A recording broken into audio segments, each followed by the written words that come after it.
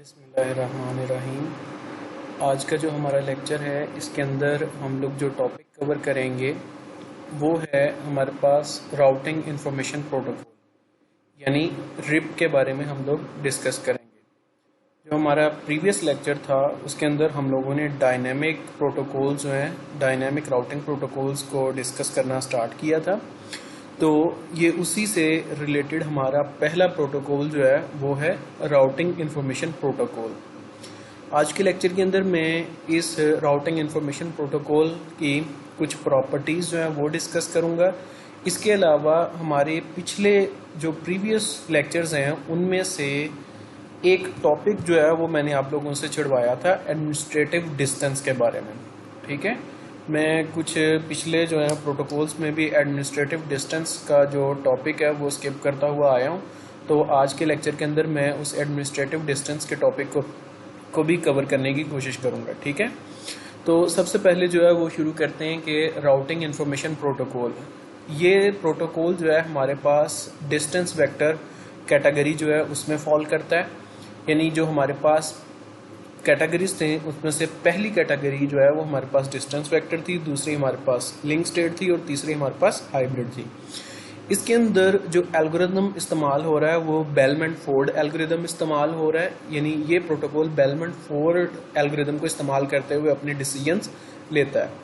तो जो इसकी पहली प्रॉपर्टी है वो है ओपन स्टैंडर्ड प्रोटोकॉल। अब ओपन स्टैंडर्ड प्रोटोकॉल से क्या मुराद है? ओपन स्टैंडर्ड प्रोटोकॉल ऐसे प्रोटोकॉल को कहा जाता है जिसे तमाम की तमाम कंपनियां जो हैं वो इस्तेमाल कर सकती हैं, मैन्युफैक्चरिंग कंपनीज, चाहे वो सिस्को हो, हवावे हो, जूनिपर हो या लिंक हो, सभी की सभी कंपनीज जो हैं इस प्रोटोकॉल को अपनी हार्डवेयर के ऊपर या अपनी डिवाइसेस के ऊपर रन कर सकती हैं, क्योंकि ये किसी एक कंपनी ने नहीं मैन्युफैक्चर किया या बनाया, इसे आईएसओ ने खुद से बनाया है। ठीक है, तो इसीलिए हम इसे ओपन स्टैंडर्ड प्रोटोकॉल कहते हैं।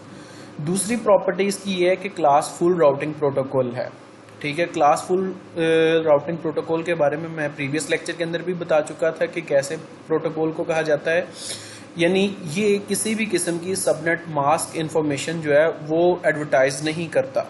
जब ये अपनी इंफॉर्मेशन को या अपने राउटिंग टेबल को एडवर्टाइज करता है यानी किसी दूसरे राउटर को भेजता है तो routing information protocol subnet mask information साथ नहीं लेके जाता, जिसकी वजह से रिप इंफॉर्मेशन प्रोटोकॉल अगर किसी राउटर के ऊपर हमने इम्प्लीमेंट किया हुआ है तो उसके ऊपर हम लोग सिर्फ FLSM या फिर डिफॉल्ट राउटिंग को ही इस्तेमाल कर सकते हैं। यानी डिफॉल्ट हमारे पास जो IP एड्रेसेस हैं उसी को इस्तेमाल कर सकते हैं।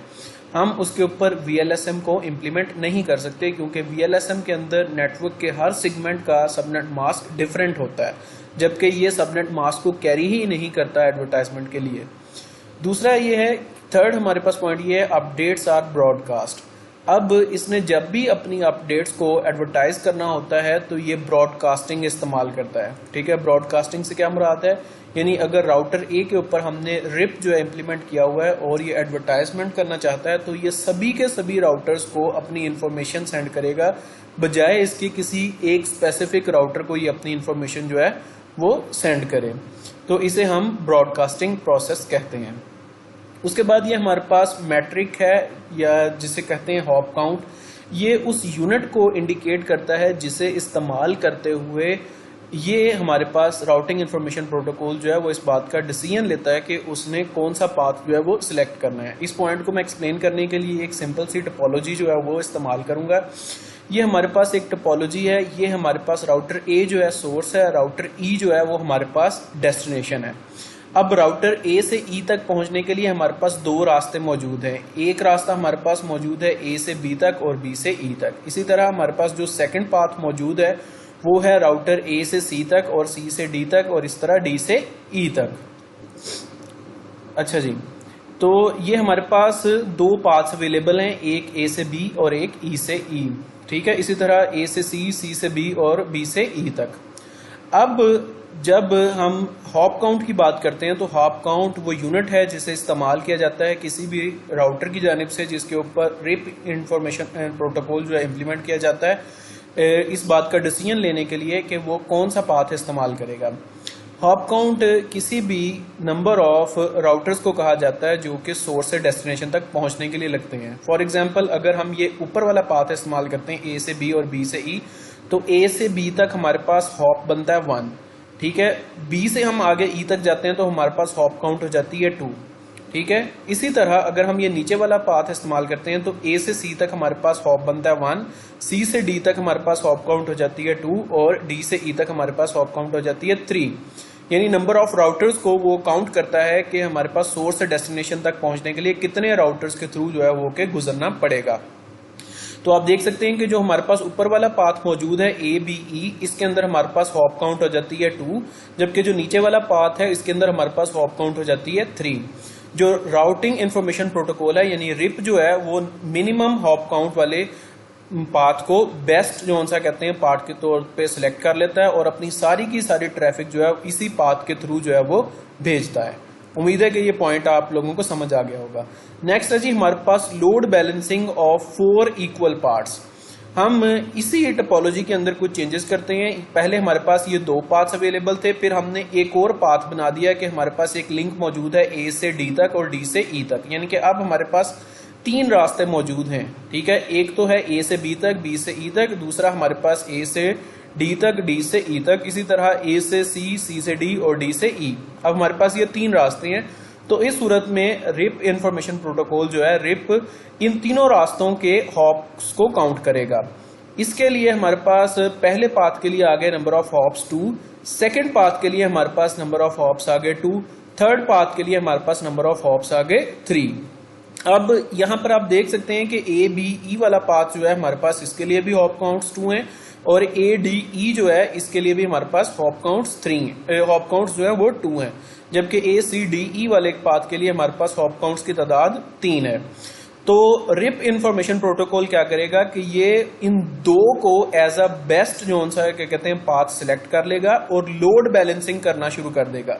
यानी उसके पास जो डाटा मौजूद होगा उसमें से आधा डाटा जो है वो इस पाथ से सेंड करेगा, आधा डाटा जो है वो दूसरे पाथ से सेंड करेगा। इस तरह एट अ टाइम ये 4 पाथ्स जो है उन्हें सिलेक्ट कर सकता है लोड बैलेंसिंग के लिए, डाटा को एक जगह से दूसरी जगह भेजने के लिए। अब लोड बैलेंसिंग के लिए यहाँ पर 2 पाथ्स मौजूद हैं, यानी राउटर ए जो है अगर ई तक डाटा पहुंचाना चाहता है तो ये इन 2 पाथ्स को एट द सेम टाइम इस्तेमाल करेगा। इसके पास जो भी डाटा मौजूद होगा इसे 2 हिस्सों के अंदर डिवाइड करेगा, एक को जो है ए बी ई के थ्रू भेज देगा, दूसरे को ए डी ई के थ्रू भेज देगा। इस प्रोसेस को हम लोड बैलेंसिंग कहते हैं और ये 4 पाथ्स को एट द सेम टाइम जो है मेंटेन रखते हुए लोड बैलेंसिंग कर सकता है। अब आ जाते हैं जी मैक्सिमम हॉप काउंट्स या मैक्सिमम राउटर्स।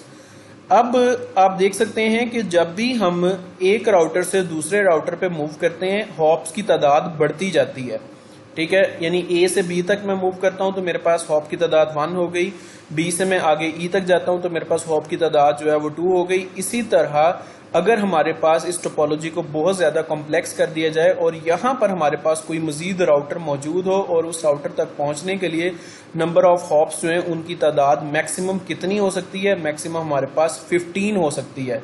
यानी अगर हम राउटर ए से हमारे राउटर जी तक पहुंच सकना चाहते हैं तो हमारे पास मैक्सिमम जो नंबर ऑफ हॉप्स जो हैं वो 15 हो सकते हैं। यानी कि आप टोटल इस नेटवर्क के अंदर 15 राउटर्स जो हैं वो कनेक्ट कर सकते हैं। अगर आप इस टोपोलॉजी को 15 राउटर से ज्यादा कॉम्प्लेक्स करेंगे, यानी कि 15 राउटर से ज्यादा राउटर से गुजर के डाटा को सोर्स से डेस्टिनेशन तक पहुंचना पड़ेगा, तो आपका जो डाटा है वो 16वें राउटर के ऊपर ड्रॉप कर दिया जाएगा। इसीलिए इसे छोटी ऑर्गेनाइजेशंस के लिए इस्तेमाल किया जाता है, इसे बड़ी ऑर्गेनाइजेशंस के अंदर इस्तेमाल नहीं किया जा सकता क्योंकि मैक्सिमम हॉप काउंट्स हैं उनकी तादाद हमारे पास 15 है। अच्छा जी, उसके बाद आ जाता है जी exchange the entire routing table for every 30 seconds. ये सारे का सारा राउटिंग टेबल जो है हर 30 सेकंड के बाद जो है वो दूसरे राउटर को जो है वो प्रोवाइड करता है। ये मैंने प्रीवियस लेक्चर के अंदर भी डिस्कस किया था, ठीक है। हर 30 सेकंड बाद ये सारे का सारा अपना राउटिंग टेबल राउटर बी को बताएगा, राउटर बी जो है राउटर ए को बताएगा। इस तरह सारे के सारे राउटर्स जो हैं हर 30 सेकंड बाद अपनी राउटिंग इन्फॉर्मेशन जो है वो एक दूसरे के साथ डिस्कस करेंगे। अब ये एडमिनिस्ट्रेटिव डिस्टेंस इज 120, ये मैं लास्ट में डिस्कस करूंगा। ये टॉपिक जो है आज खासतौर पर मैंने स्पेशली जो है इसके अंदर लेक्चर के अंदर एम्बेड किया ताकि मैं आप लोगों को बताऊं कि एडमिनिस्ट्रेटिव डिस्टेंस किसे कहते हैं। तो उसके बाद देख लेते हैं जी, हमारे पास एक और स्लाइड है रिप टाइमर्स। अब जो राउटिंग इंफॉर्मेशन प्रोटोकॉल है, इसके ऊपर एक रिप टाइमर नाम की फैसिलिटी अवेलेबल है। ठीक है, ये तकरीबन हर जो सा कहते हैं प्रोटोकॉल से रिलेटेड होती है। अब इसके बारे में मैं बताता हूँ कि यहाँ पर मैंने लिखा हुआ है अपडेट 30, इनवैलिड जो है 180 लिखा हुआ है, इसी तरह फ्लश जो है 240 लिखा हुआ है। इनके बारे में मैं बताता हूँ। सबसे पहले फर्ज कर लेते हैं कि ये हमारे पास टोपोलॉजी थी और इसमें इसने बेस्ट पाथ जो सा है ए बी ई वाले को सिलेक्ट किया हुआ था हॉप काउंट्स की बेस के ऊपर, क्योंकि इसके हॉप काउंट्स है हमारे पास 2। किसी तरह हमारे पास ये लिंक जो है यहाँ पर दरमियान में से टूट गया। ठीक है, जैसे ही ये लिंक टूट गया, अब राउटर ए जो है वो इंफॉर्मेशन सेंड करना चाहता है राउटर ई को, लेकिन लिंक टूट गया तो ये फौरी तौर पे क्या करेगा कि ये 130 सेकंड के लिए 180 सेकंड के लिए जो है वेट करेगा। पहले तो मैं बता देता हूँ कि अपडेट टाइमर क्या था। सॉरी, जब हम राउटर ए बी और ये सारे राउटर्स आपस में कनेक्टेड हैं तो हर 30 सेकंड के बाद ये आपस में इंफॉर्मेशन शेयर करते हैं, जिसे हम अपडेट टाइम कह देते हैं। ठीक है, अगर ये लिंक टूट गया है तो ये 180 सेकंड के लिए जो है वेट करेगा, इस चीज का इंतजार करेगा कि किसी तरह से ये लिंक जो है वापस आपस में जुड़ जाए। ठीक है, अगर तो ये लिंक जो है आपस में वापस जुड़ जाता है तो ये फिर दोबारा से इसी को बेस्ट रूट कंसिडर करेगा और डाटा को दोबारा से इसके ऊपर जो है वो भेजना शुरू कर देगा। लेकिन अगर 180 सेकंड इंतजार करने के बाद भी ये लिंक आपस में नहीं जुड़ पाता, इस 180 सेकंड जो है इंतजार करने के अमल को जो है वो हम लोग जो है इनवैलिड टाइम कहते हैं। इनवैलिड टाइम, इसमें अब ये 30 सेकंड जो है वो अपडेट वाले शामिल हैं, जबकि 150 सेकंड जो है इसने मजीद जो है वेट करना है। तब ये टोटल हमारे पास टाइम जो है 180 सेकंड्स बनता है। ठीक है, यानी कि 30 सेकंड बाद इसने इंफॉर्मेशन रिसीव करनी थी, हर 30 सेकंड बाद इसने अपडेट रिसीव करनी थी, इसने अपडेट रिसीव नहीं की। ठीक है, 30 सेकंड बाद तो ये मजीद 150 सेकंड इंतजार करेगा। टोटल 180 सेकंड इंतजार करने के बाद ये इनवैलिड से फ्लश टाइमर के ऊपर चला जाएगा। अब फ्लश टाइमर क्या है, इसने 180 सेकंड इंतजार किया, लिंक जो है वापस कनेक्ट नहीं हो सका। ठीक है, और लिंक वापस कनेक्ट ना होने की वजह से जो हमारे पास दूसरा पाथ था उसे सिलेक्ट कर लिया और उससे डाटा जो है भेजना शुरू किया जाएगा, लेकिन डाटा भेजना शुरू किया जाएगा 240 सेकंड बाद। मजीद 60 सेकंड इंतजार किया जाएगा और इस 60 सेकंड के दौरान जो है हमारे पास जो पहला पाथ अवेलेबल था एज अ बेस्ट राउट या फिर एज अ बेस्ट पाथ, उसे फ्लश कर दिया जाएगा मेमोरी में से या राउटिंग टेबल में से उसे खत्म कर दिया जाएगा। यानी अगर ये वाला लिंक हमारे पास डाउन होता है तो एग्जैक्ट 240 सेकंड बाद जो है डाटा राउटर ए से राउटर ई तक पहुंचेगा। ठीक है, ये इस तरह के हमारे पास टाइमर्स जो हैं वो अवेलेबल हैं। अब आ जाते हैं जी, हमारे पास रिप के 2 वर्जन अवेलेबल हैं। ठीक है, पहला है जी क्लासफुल राउटिंग प्रोटोकॉल, दूसरा नो ऑथेंटिकेशन, और इसी की दोनों की आपस में प्रॉपर्टीज को कंपेयर किया गया है कि दोनों में कौन कौन सी प्रॉपर्टीज जो है वो एक दूसरे से डिफरेंट है। हम रिप वर्जन 1 और रिप वर्जन 2 जो है वो दोनों को ही देखेंगे। ठीक है, जब मैं कॉन्फ़िगरेशन करूंगा तो दोनों की कॉन्फ़िगरेशंस आपको प्रोवाइड करूंगा। अब देखते हैं जी आज का नेक्स्ट टॉपिक हमारे पास है जी administrative distance. Trustworthiness of the information received by the router, the number is between 0 and 255, less value is more trusted and default administrative distances। ठीक है, ये सारे के सारे पॉइंट्स अभी इनमें से कुछ भी समझ नहीं आई होगी, समझ आनी भी नहीं है जब तक मैं एग्जांपल नहीं दूंगा। तो अब पहले एग्जांपल की तरफ आ जाते हैं। फर्ज कर लेते हैं कि जी ये हमारे पास एक टोपोलॉजी है। ठीक है, हमारे पास राउटर ए जो है वो सोर्स है, राउटर आई जो है हमारे पास डेस्टिनेशन है। हमने राउटर ए से राउटर आई तक के सारे पाथ्स लिख लिए। एक पाथ हमारे पास ये अवेलेबल है ए बी आई। ठीक है, इसके अंदर मैक्सिमम हॉप काउंट्स हमारे पास 2 है। इसी तरह एक पाथ हमारे पास ये अवेलेबल है ए सी डी आई और इसके अंदर हमारे पास मैक्सिमम हॉप काउंट जो है वो 3 है। जबकि एक पाथ जो है वो हमारे पास ये अवेलेबल है ए E F G H I और इसके अंदर हमारे पास मैक्सिमम हॉप काउंट जो है वो 5 अवेलेबल है। अगर तो हमने इन राउटर्स के ऊपर रिप इंफॉर्मेशन रिप जो है वो इम्प्लीमेंट किया होगा, रिप प्रोटोकॉल, तो हमारे पास जो बेस्ट पाथ होगा वो ये होगा जिसके हॉप काउंट सबसे कम है और इसे बेस्ट पाथ कंसिडर किया जाएगा रिप वर्जन 2 की वजह से। ठीक है, या फिर रिप वर्जन 1 की वजह से भी इसी को बेस्ट पाथ जो है वो कंसिडर किया जाएगा। ठीक है, और ये बाकी दोनों पाथ जो है इन्हें स्किप कर दिया जाएगा और इस वाले पाथ के जरिए जो है सारी की सारी इंफॉर्मेशन जो है वो ए से आई तक पहुंचाई जाएगी। अब देख लेते हैं कि अगर हमने स्टैटिक जो उनसे क्या कहते हैं वो राउट स्टैटिक पाथ जो है वो प्रोवाइड किया हुआ है, यानी कि स्टैटिक राउट इंप्लीमेंट किया हुआ है, तब उस सूरत में क्या होगा। अब स्टैटिक राउट में भी हमारे पास सेम वही ऑप्शंस मौजूद हैं, लेकिन फर्ज कर लेते हैं कि अगर नेटवर्क एडमिनिस्ट्रेटर चाहता है कि जो डाटा है वो राउटर ए से आई तक जो है वो बजाय इसके ए बी आई के थ्रू जाए, ए ई एफ जी एच के थ्रू जाए, वो इस दरमियान वाले पाथ को सिलेक्ट कर लेता है।